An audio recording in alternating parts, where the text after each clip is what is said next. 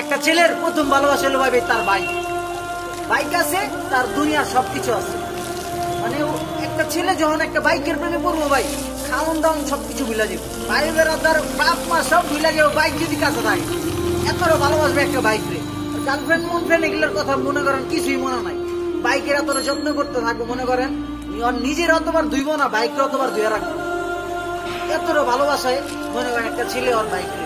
ভাঙ্গা চোরা হোক, নতুন হোক আর পুরানো, যে কোম্পানির মধ্যে হোক, সুজুকি যে কোম্পানির হোক, ঠিক আছে, হিরো কোম্পানির হোক আর জেডেরই হোক, মানে বাইক হইলি হয়েছে ওর, আর কোনো কিছু আর নয়।